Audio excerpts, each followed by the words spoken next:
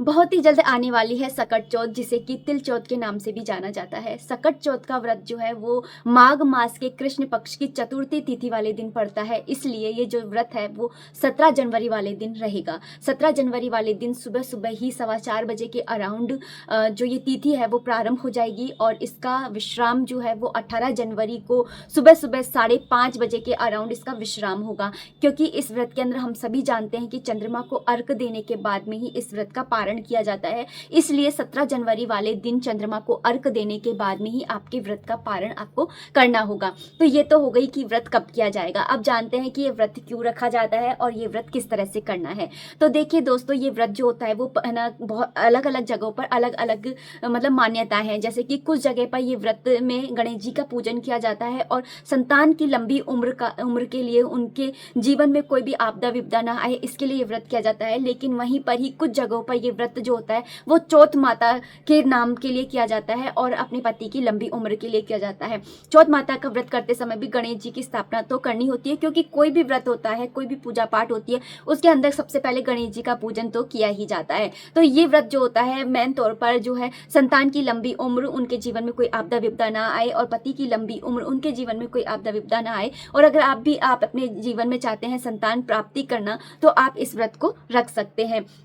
तो ये व्रत है ना किस तरह से रखा जाता है। देखिए दोस्तों, जब भी कोई भी व्रत रखा जाता है तो उस व्रत के कुछ नियम होते हैं, जिनमें से पहला नियम तो यही होता है कि आपको ब्रह्मचर्य का पालन करना होता है। दूसरा, आपको किसी की चुगली है, निंदा है, बुराई है, ये सब कुछ नहीं करना होता है। थोड़ा सा आपको मौन धारण करना होता है और साथ ही साथ अपने भगवान के नाम का मन ही मन जाप करना होता है। ये कुछ नियम होते हैं जो आपको न पूरे करने होते हैं और ये नियम जो होते हैं वो आपको 16 जनवरी को शाम से ही प्रारंभ हो जाएंगे। अब 17 जनवरी वाले दिन आपको सुबह सुबह जल्दी उठना है, मतलब आपको सूर्य उदय होने से पहले ही आपको उठना है। उठ करके आपको सिर धो लेना है। वैसे तो देखिए, अब ऐसी सर्दी है तो आप है ना चाहें तो आप है ना थोड़ा देर से भी उठ सकते हैं, लेकिन इस व्रत में क्या हो रहा है कि एक दिन पहले है ना गुरुवार पड़ रहा है और गुरुवार वाले दिन हम सिर नहीं धो सकते हैं, और तो हमें 17 जनवरी वाले दिन ही सुबह सुबह सूर्य भगवान उदित होंगे उससे पहले पहले ही आपको, या फिर ये जो तिथि लगेगी उससे पहले पहले ही आपको जो है सिर धो लेना होगा। क्योंकि जब ये तिथि लगेगी उस समय आपकी मांग भरी हुई होनी चाहिए,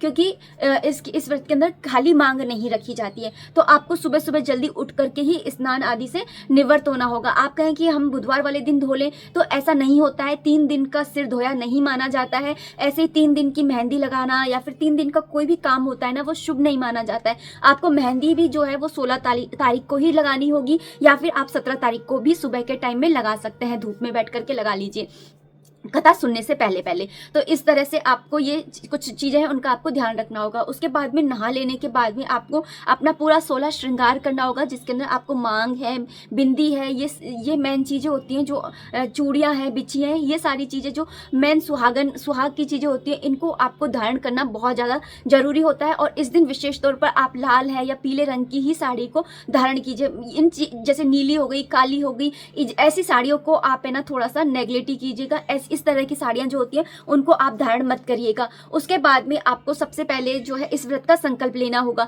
कोई भी व्रत होता है उसका संकल्प लेना जरूरी होता है। संकल्प लेते समय आपको सबसे पहले गणेश जी का नाम लेना है। गणेश जी का नाम लेने के बाद में आपको महादेव और माता पार्वती जी का नाम का स्मरण करना है। और उसके बाद में आपको ये व्रत, मतलब कि आप अपना नाम बोलिए, अपना गोत्र बोलिए, अपने पति का नाम बोलिए, किस जगह से ये व्रत कर रहे हैं, किस तरह से करने वाले हैं। वैसे तो जो शास्त्रों में इस व्रत के नियम का प्रावधान है वो ना निर्जला व्रत रखा जाता है। इस व्रत को निर्जला रखा जाता है। लेकिन अगर आपके शरीर के अंदर ये सामर्थ्य नहीं है तो आप इस व्रत के अंदर जूस है, चाय है, ये सब चीजें पी सकते हैं। लेकिन मेक श्योर कीजिएगा कि आप किसी भी प्रकार का अन्न ग्रहण ना करें।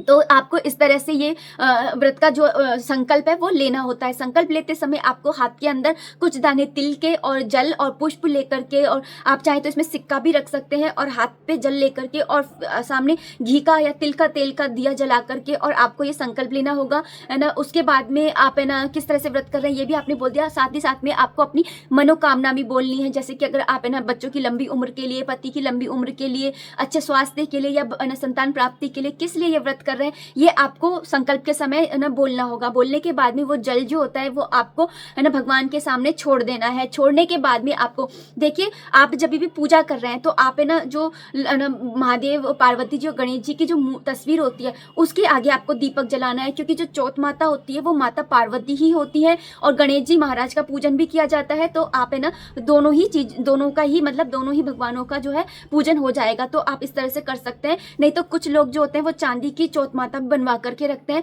तो अगर आपके पास में वो है तो आप उनको भी निकाल लीजिए, उनको धो लीजिए, धो करके धूप लगा करके उनकी आपको आज के दिन पूजा करनी होती है।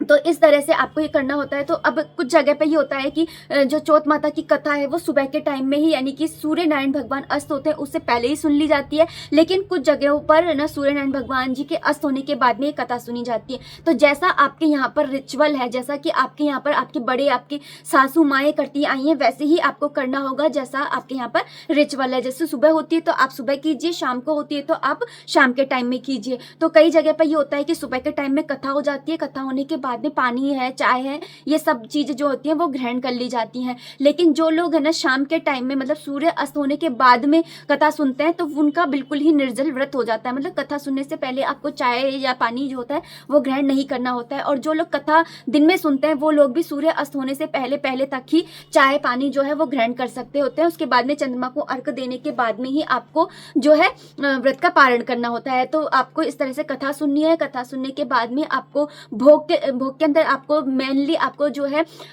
तिल कुटा बनाना होता है। ऐसा नहीं है कि आप तिल के लड्डू बाजार से लाए और उसका भोग लगा दिया या घर में बना करके लगा दिया, नहीं। इस दिन आपको तिल को थोड़ा सा कढ़ाई के अंदर भूनना है। उसके बाद में आपको हमाम दस्ते में उन तिलों को डाल करके, गुड़ को डाल करके और कूट करके फिर जो तिल कुटा बन करके तैयार होता है उस तिल कुटे का आपको भोग लगाना होता है भगवान गणेश जी को, और साथ ही साथ चौथ माता को उसका भोग लगाया जाता है। इस व्रत के अंदर जब कथा वगैरह सुनने के बाद में चंद्रमा भगवान को अर्घ देने के बाद में आपको अपने घर के सभी बड़ों के पैर छूने चाहिए, अपने पति के, अपने बच्चों के तिलक करना चाहिए। साथ ही साथ आपने पूजा में जो भी सामग्री रखी होती है वो आपको अपनी सासू माँ को पैर लग करके और उस जो भी आपने चीजें रखी हैं उसके ऊपर कुछ भी है ना दक्षिणा यानी वो रख करके और फिर ना आपको अपनी सासू माँ के पैर छू करके आपको दे देनी होती है। अगर आपके ना मतलब सासू माँ नहीं है तो आप अपनी नंद को या जेठानी को इनको दे सकते हैं। तो आप है ना इस तरह से आपको ये जो व्रत होता है वो करना होता है। तो